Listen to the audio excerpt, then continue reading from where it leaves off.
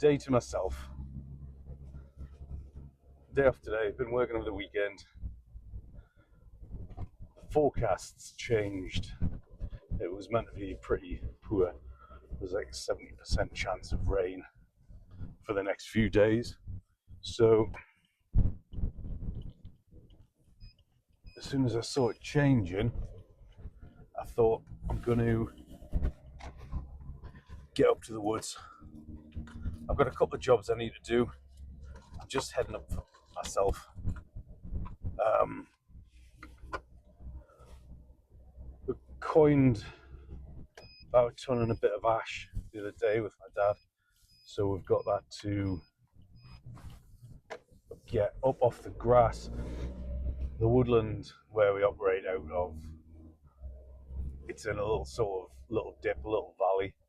It's its own little microclimate, and it's humid year round.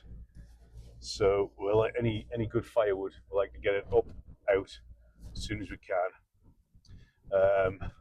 just so it doesn't degrade, so it doesn't rot. So that's job one for today. Job two is I'm just going to go and relax. I am going to go and get the top set up. I've brought some stuff to make a brew, and I think I'm just going to chill out, sit down for a bit, and brought a book up. I'm just going to have a quick look through that. Nothing in depth. It's just on a bit of timber framing that we've got going on up there. So, yeah.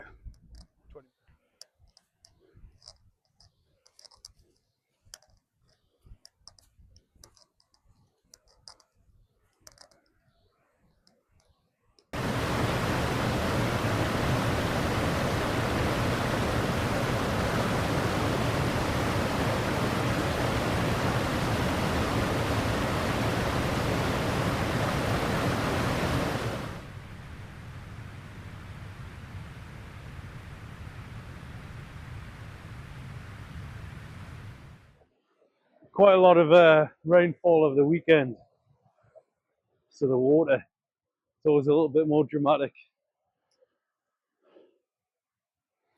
So I'm just heading in for a little bit of recce. I've had my eye on a couple of bivvy spots recently that I will commit to, but today, second part of my plan is to just get in, relax, and just sit down for a couple of hours, see if I can see some wildlife, practice a couple of skills, get a fire going. Just bless you can't hear anything.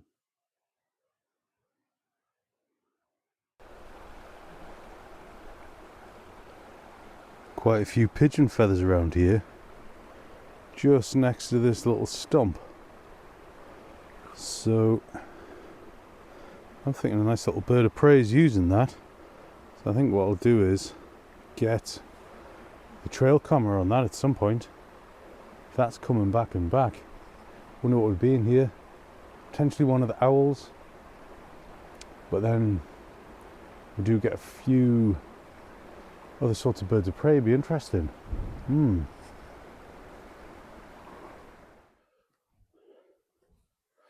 This is one of the little spots that I scouted out the other day as a potential hammock site. Got a few nice sturdy larch to pitch up by. I think I'm just going to go up there, so clear the area, so when I do camp up there, there'll be a nice, I'll catch the evening sun. Scramble up the hill, get my kit dropped off.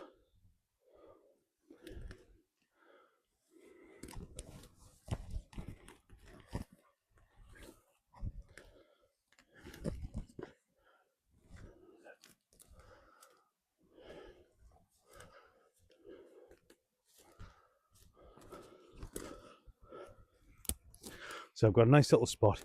I was gonna chuck the tarp up just for sizing. be honest, the weather's so nice, I'd rather take in the bit of vitamin D that I can get. So I think I'll scrape away some of this. Yeah. Maybe get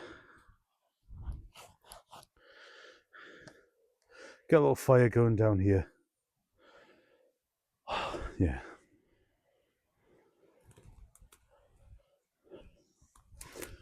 Got a lot of these clumps here, a lot of fallen larch, sort of self-pruning.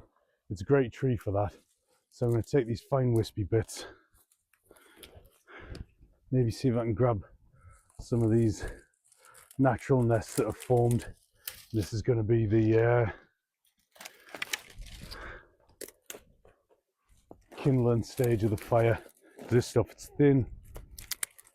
I'll stick this on first, let the flames come through it, stick it on, then add the next size up, sort of kindling. I think I'm going to start at just classic today, birch bark and a ferro rod. I do have some fat wood that we've collected from some of the fallen Norway spruce that came down a couple of years ago. Uprooted itself and provided quite a lot of nice fat wood. Yeah, look at all that. Just one handful. That's probably a kindling pile right there. So I'll get this all prepared, processed. Oh, there's a nice one. If you can get anything like this with the pine cones on, if you can get that to catch, these pine cones are sap-rich nuggets that'll just keep the fire going. They're great. And I found some bit of dead standing hazel as well.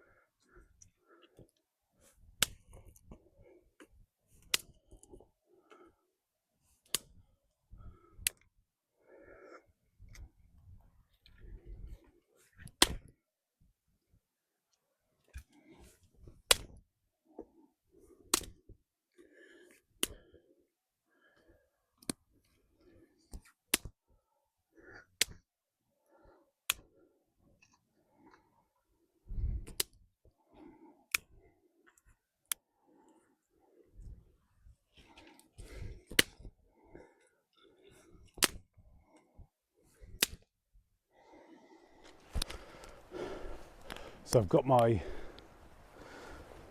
base of my fire sorted. I've got a few different stages which I found through sort of trial and error over the years works really well. It's my tinder pouch, I'll get rid of that. I generally find having a bit of a clean, tidy area and getting quite organised before you even start to work the ferro rod really helps. Getting everything organised is the main thing. A nice, clean, tidy fire. So that's my setup all ready. I'm just going to start with that, and that's going to, like I say, act as a bit of a ventilation system in here. Snagged a bit of birch bark before. I've got loads of that. I like to keep everything in a little sort of pouch, keep everything together. Depending on what trip I'm sort of doing, I'll put it different places, but generally I'll just have it in this one pouch and keep it dry, keep it in my pocket, keep it warm. I've got a nice little roll there ready as well. So with the birch bark, there's 1,001 ways to do it. I find the birch that we have in the woodland up here, it's fine enough, so get a little pocket of that. What else have I got in here? Yeah, I do have some fat wood. I've got some of that fat wood that I was saying I collected from a fallen tree a while ago, so I think what I'll do is maybe just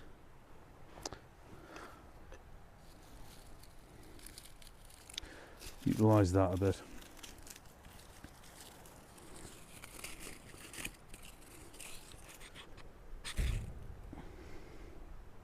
There we go. So that's that initial sort of tinder we've put on there catching. Next, treat your birch bark like you've got an endless resource. If you've got a decent amount to pile on there, you're always going to have a healthy start to your fire. When I first started doing this, I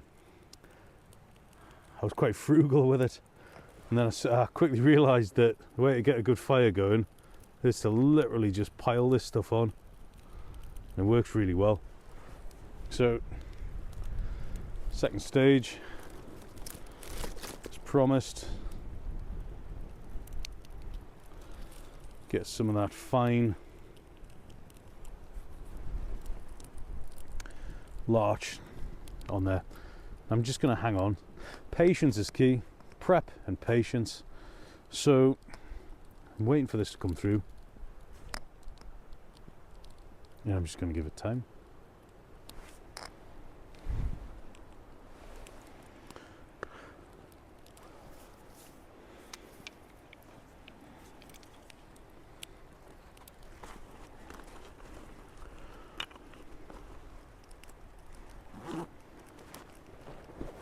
It's my tinder pouch off the grass and away. See, it's starting to come through there now, so the heat's generating. Perfect.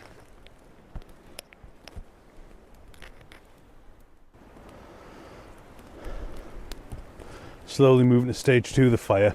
So that's all gone through now. I'm going to get these thin bits on.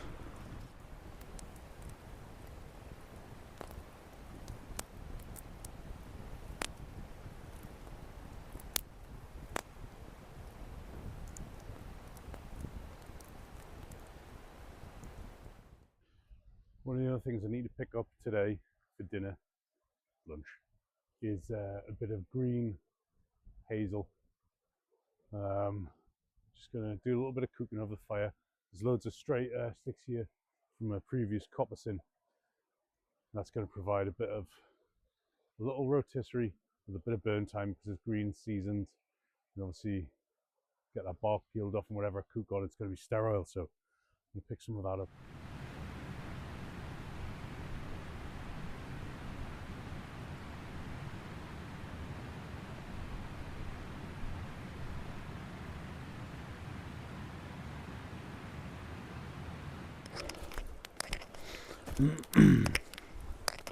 Oh,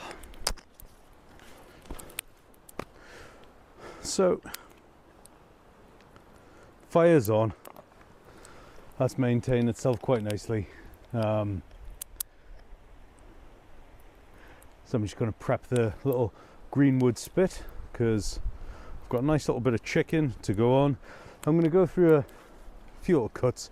I'm not going to talk about them. I'm just going to do them.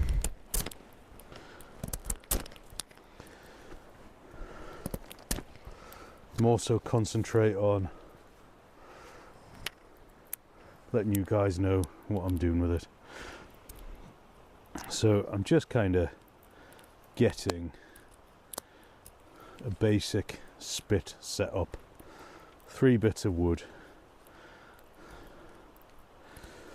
All woods are good for it.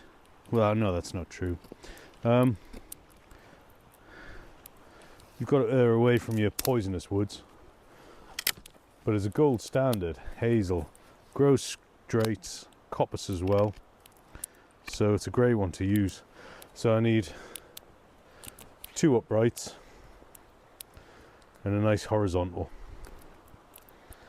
And then what I'll do is the 2 uprights will have a little fork in them,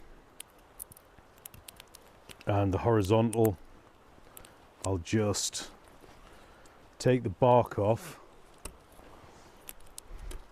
so that it's relatively sterile. I always say on our foraging courses that there's so much stuff in the wild that's antibacterial, antimicrobial, sterile, but it's only as sterile when you come to use it as what you cut it with. So it's quite important to keep your tools clean. If you are getting them dirty, make sure you can sterilize them a little bit if you're super cautious. Couple of alcohol wipes if you've got your first aid kit on you, work a treat. Then you can get your fire going with them as well. So that's a nice little straight bit I'm going to use for the horizontal.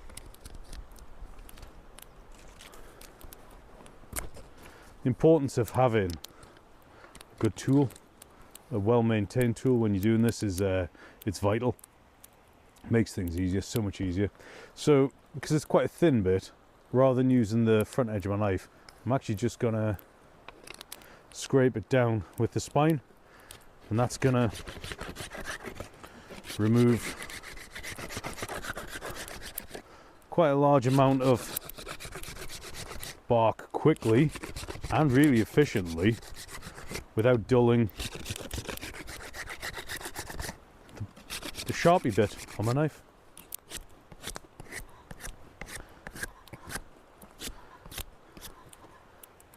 Sun's set and the pheasants are starting to roost. Just going to put a sharp point on the end of that one. That's great. So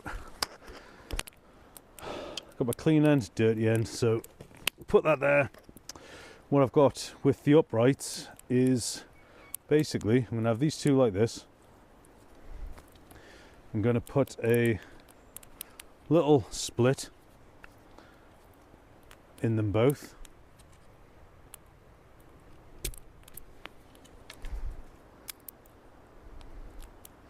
That's enough for that, and same with this one.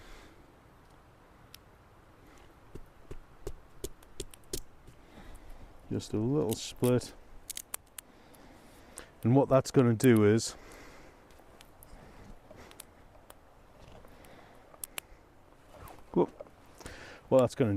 that little split, when these uprights are in the ground like so, it's going to create a bit of friction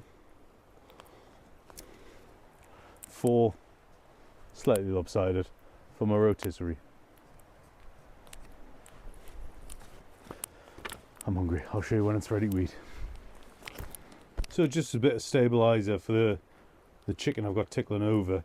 I've just put that bit of hazel through the actual spit itself so it bites on, and then it can quite easily be rotated and the sort of gravity won't pull the bigger bit of the chicken down. Just a little tip. Works with loads of stuff, fish, rabbits, everything.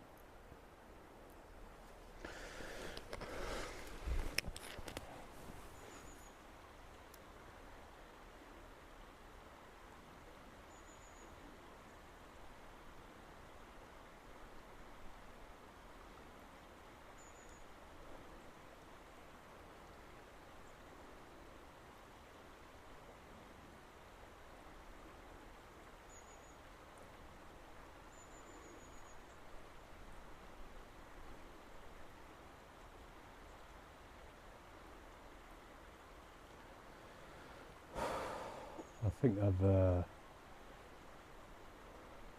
think I've achieved objective number 2 today. I haven't started number 1. Number 2 is to relax.